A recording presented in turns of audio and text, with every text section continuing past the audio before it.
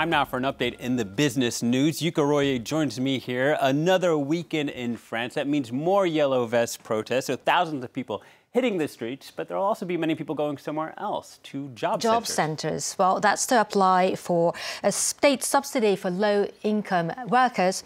As part of a number of concessions to the yellow vest protesters, President Emmanuel Macron last year moved to expand the eligibility for that subsidy.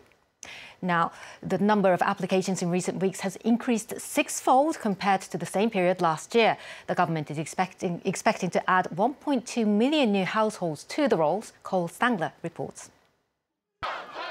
It was one of the key concessions to yellow vest protesters, angry with the rising cost of living. Now the expansion of a state subsidy to low-wage workers has become a reality, and thousands are applying. I'm here to request the wage subsidy. In just 1 week, 120,000 requests to be enrolled in the program known as the prime d'activité. That's 6 times more than during the same period last year.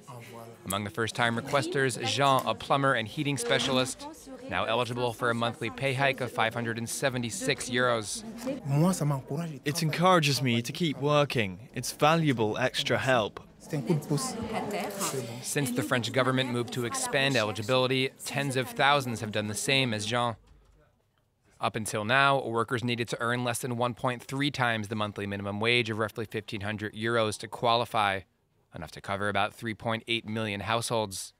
This year, the threshold is 1.5 times the minimum pay rate, which will cover about 5 million households. In order to handle the influx of demands, state welfare services have had to make changes too. We've added some reinforcements to be able to help aid recipients on the spot. And we've also recruited new employees to help over the phone. The expansion does come at a cost to the state of 2.5 billion euros. Let's check in on some trading action now. And major stock markets here in Europe opening in positive territory following earlier trends. As you can see, London's FTSE, Paris CAC 40, Frankfurt's DAX all comfortably in the green at the open. Now, Asian markets are closing the week at a 5-week high after the head of the US Federal Reserve said that the bank could be patient about raising interest rates further, and news that trade talks between the US and China are moving to higher levels. As you can see, Tokyo's Nikkei closing up almost 1 percentage point. Now, shares of Japanese car maker Nissan seem unaffected, even trending upwards after prosecutors again indicted the company, as well as its former chairman Carlos Ghosn, for a financial crime. Carlos Ghosn's scandal has rocked the world's biggest auto alliance between Nissan, Renault and Mitsubishi after prosecutors formally charged Ghosn for aggravated breach of trust, accusing him of abusing his executive position for personal gain and causing Nissan financial damage. The Japanese car maker has filed a criminal complaint against its former chairman. Renault has maintained Ghosn as its chief executive, while Nissan and Mitsubishi quickly removed him. The boards of the two main partners met on Thursday for an update on the case, with Nissan later saying it remained committed to the alliance. Renault is also looking into its own payments to top executives.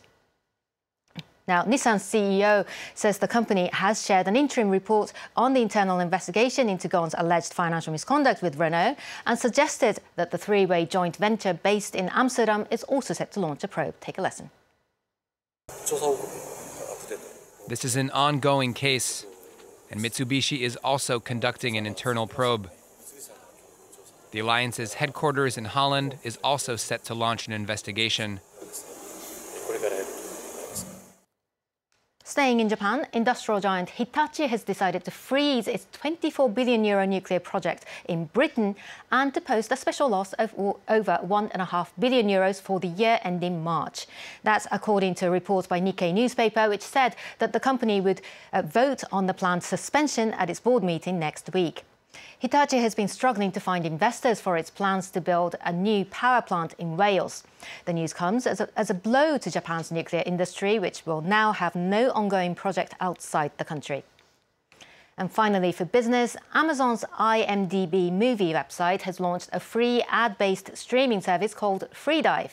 The service will only be available in the United States and allow viewers to access to a collection of TV shows and some Hollywood movies.